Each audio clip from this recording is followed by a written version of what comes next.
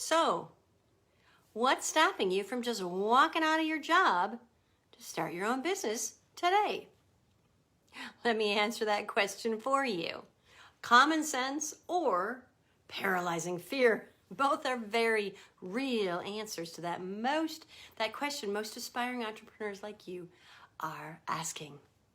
Common sense says that you have to have, that you have commitments and obligations and responsibilities that show up monthly, weekly, and even daily. This isn't just financial obligations, although that is a biggie.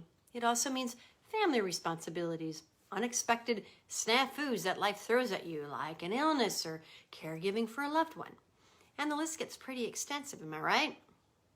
It would not be smart to risk any of those with big, brash, or impulsive decisions that could cost you dearly both in the immediate future and long-term prospects for you and your loved ones.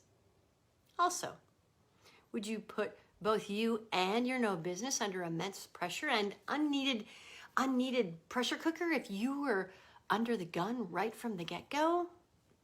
It is significantly better to have the support of your family, your banker, your network, your significant other when you're starting a new venture. Over the years, in my work of helping women grow their businesses and their sales, I began to recognize that reoccurring theme, fear.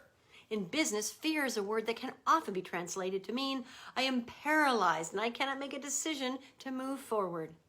Regardless of how experienced, gifted, or skilled you might be, a significant number of women just like you struggle with taking that big, bold action in their businesses that their businesses need, all because of one or both of these basic issues. One, deep down, they don't think they are enough to succeed. And or two, they didn't have enough information about their business idea so that they could move forward with confidence in the viability of their business idea. So instead of just pulling the plug or parking yourself in neutral back on the back 40, it's important to plan your escape from your current job and subsequently move to business ownership with both common sense and enough information, aka also known as solid business strategy and planning, to step out in confidence.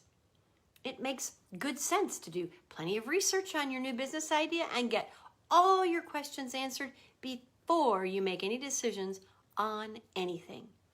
If you struggle with figuring out all the questions you should be getting answered, this is where my business viability assessment to help you build out your solid business plan, that's where this comes into play.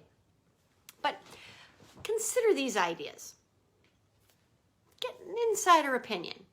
Find someone who's already walked the entrepreneurial path you're considering and ask them, if you were doing this all over again, what would you do differently? Their answer will probably be the most valuable conversation you could possibly have before launching your new business. How will you generate a profit? It's important to figure that out. To the very best of your ability, the easiest and most effective way of generating a profit from your new business. Got to figure that out. Don't let COGS, P&Ls, or accountants scare you with credits or debits, and debits can be credits talk. A simple spreadsheet or an easy-to-use software package and some basic accounting concepts could be all you need. How will you scale up? Okay, I'm here to tell you that yes, you can be a resourcing success. You need to determine what you need to have in place to scale your biz, to handle an ever larger volume of customers. Customers are key because they are the people who will provide you your profits, and you're going to be a resounding success. I know it. 3, how much time do you need to get the business started? You got to determine how much time you have available to get your business off the ground.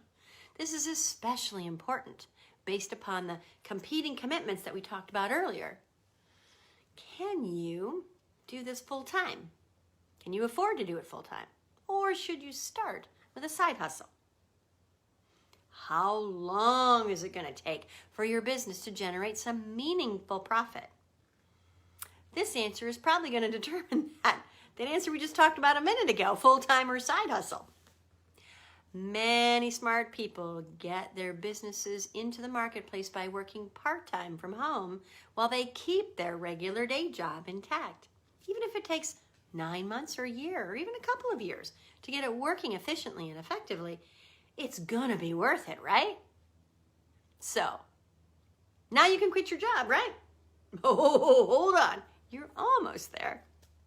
There are 7 business success segments that need to be addressed in order to calculate with some reasonable level of certainty what the viability of your business idea will be and what needs to be done in order for you to create a timeline for escaping from your current job is this.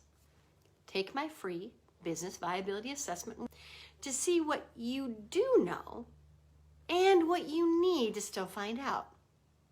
Once you're confident on your viability score, then you can knock out a profitable business plan to help you take your amazing business idea and launch a viable business from it.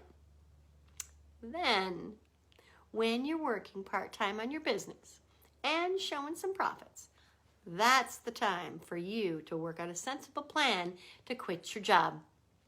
Remember that old movie from the 1980s? Take this job and shove it. Okay, maybe some of you remember. Don't make me feel too old. Come on, boomers and Gen Zs, you're with me, right? With a viability score in hand, a solid business plan too, and a whole lot of you go girl, you will be well on your way to being a confident founder and entrepreneur in no time flat. And we'll work together to get you launched and quitting that job in no time flat. Talk to you next week.